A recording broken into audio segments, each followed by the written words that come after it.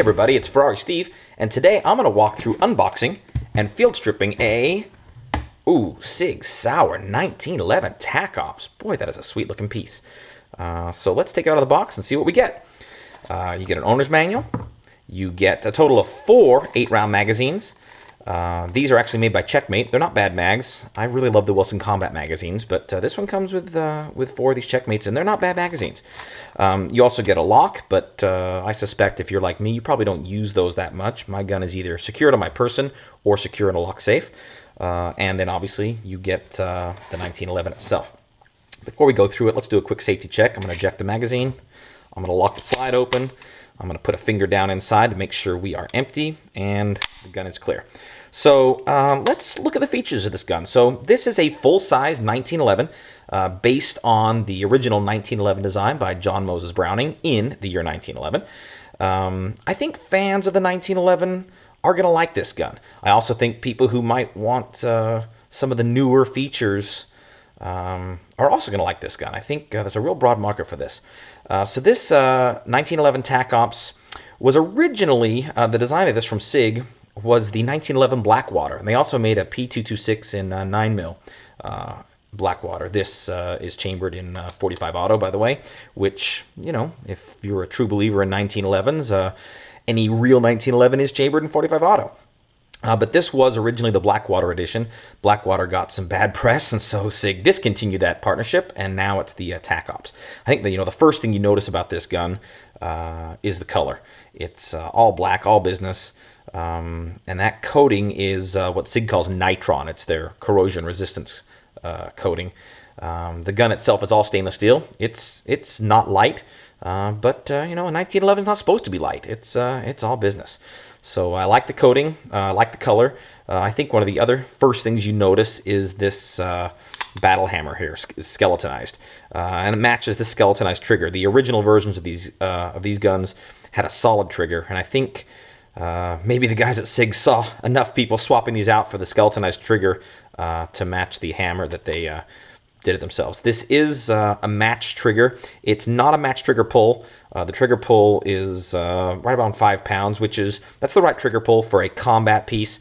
You know, for a target piece, you probably want closer to 3.5, but I think that's the right trigger pull for what this gun's supposed to be. Look at some of the other features. You obviously got a Picatinny rail. It's a true Picatinny rail, not one of the Sig rails or one of the other style of rails. You get a set of Sig night sights, and I really like this rear sight. It's the Wayne Novak style rear sight, low profile, and I think they work great. I'm a fan of those. You've got checkered foregrip, checkering on the back of the grip here.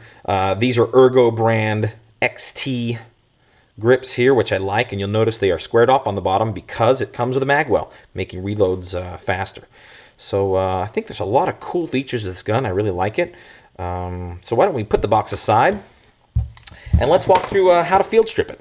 So 2 things to remember when you're field stripping a 1911. One is go slow, take your time, you're in no rush. And number 2 is don't force anything. You know, the original 1911s, they rattled, and they rattled like a maraca, and that's by design. You know, they had loose tolerances so that parts could be swapped out easily in an armory. But listen to this Sig. You know, I was hitting the safety there, but it's silent. It's really tight, which means it's important to keep this gun clean. So field stripping is important, but it's important to kind of take it apart slowly and carefully. So field stripping a 1911, we already did the safety check, but you should do that first if you haven't. You're going to rack the slide, and the reason you want to do that is because you can't engage the safety until it is. Oh, that brings you to another feature of the gun, ambidextrous safety. It's kind of nubbed on both sides. I like that feature. So engage your ambidextrous safety, put the gun straight up, and then you're going to look at this barrel bushing here.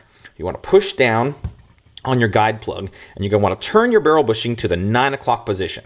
That will allow you to slowly release the plug here. This is under a lot of spring tension. It'll shoot right out, hit you in the eye, break your camera. That's no good. Take out the plug, take out the spring. Now turn your barrel bushing to about the 430 position, and that's where the lugs inside are going to release. And again, if it gives you any trouble, just wiggle it, right? You don't need to force anything. It'll come right out. Notice also, Sig really lubes these up nicely. I haven't lube this gun myself yet. This is all factory stuff, so they do a nice job.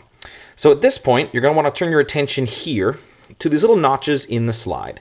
So obviously this first notch here is squared off. That's so it can catch the slide stop and keep the slide open. But you're interested in this little round notch right here. So disengage the safety, wiggle that slide back right so that that circular notch is right above the square in the slide stop. See that? There's actually a little circular piece in there. So when you flip the gun over, there's a little pin here, a little bit of pressure. Again, not a lot of pressure, just minor pressure.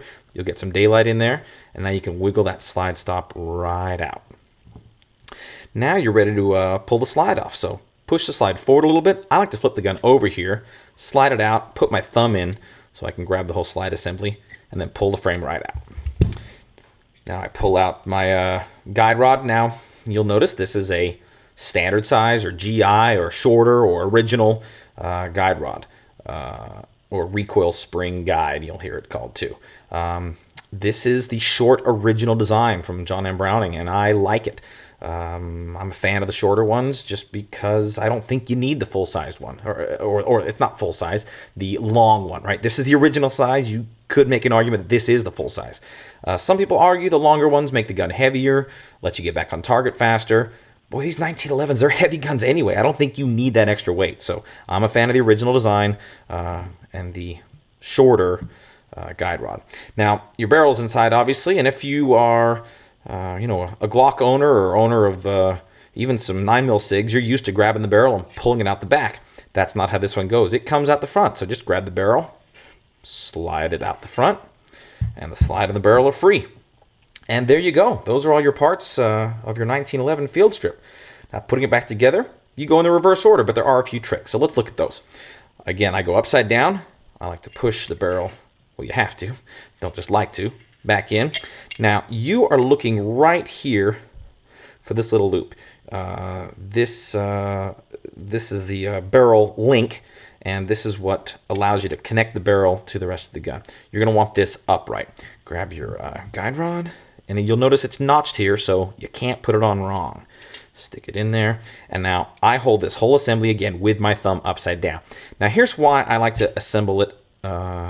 Well, I hold it upside down, then I turn it right side up to put it on. Here's why. On the frame of the gun, if you invert it and move it or shake it, you're going to get this little piece right here. See that little piece? It's going to pop up.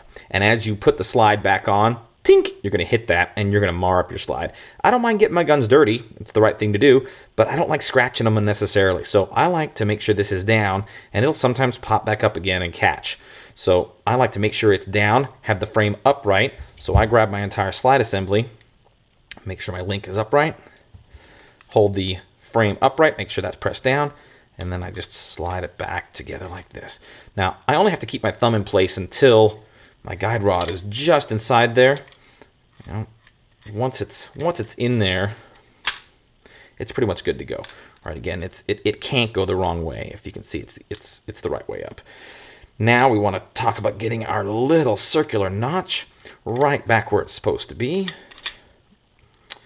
Right here. There.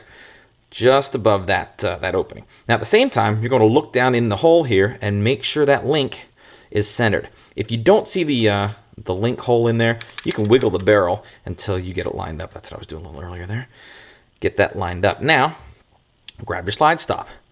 Make sure you can get it in and through. Now, don't do this and then slide this up into place. You'll notice on some 1911s a nasty scratch right there. That's from guys popping it in and sliding it forward. I like to lift it up, make sure I'm in the right spot, get it on this this plunger here. Then I put a little bit of pressure, and again, I just wiggle it into place. Oop, I'm not exactly centered. There we go. Then wiggle it straight in. Again, you shouldn't have to force anything. If it doesn't go easily, like it didn't just a second ago, I didn't have it in the right place. I had to adjust something a little bit and make it just right. Do the same. You never have to force anything on this. So at this point, we're ready to move the slide back forward so I can engage the safety. Stand it up on its nose, or so the nose is up, and grab your barrel bushing. Take it to the 430 position, slide it around to the 9 o'clock position, and now you're ready to put in your spring.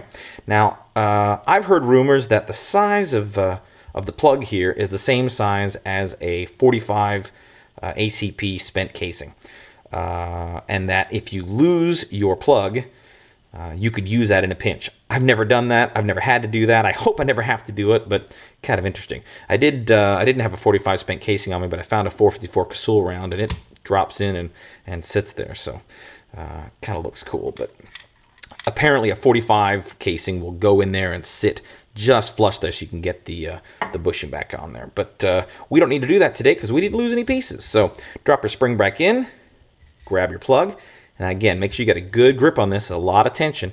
Push it all the way back down. Slide your bushing around till it catches right there, and it'll hold it down. Then you can just rotate it into place until it clicks nicely. At this point, you're going to want to check as many functions as you can, right? Make sure the safety works. Make sure you can rack the slide. Make sure you can disengage the hammer. If you want to dry fire it, you should have snap caps, but if you want to, test one just for fun, you can. The safety should not engage unless you've got it racked. And that is how you field strip and reassemble a Sig Sauer 1911 TACOPS. Don't be afraid to go out there and get them dirty. Don't be afraid to go out and make some noise. Keep in mind that the first time you have to use your gun, you really don't want that to be the first time you've ever used your gun. This is Ferrari Steve signing off. If you like what you see, go ahead and subscribe, and we'll see you next time.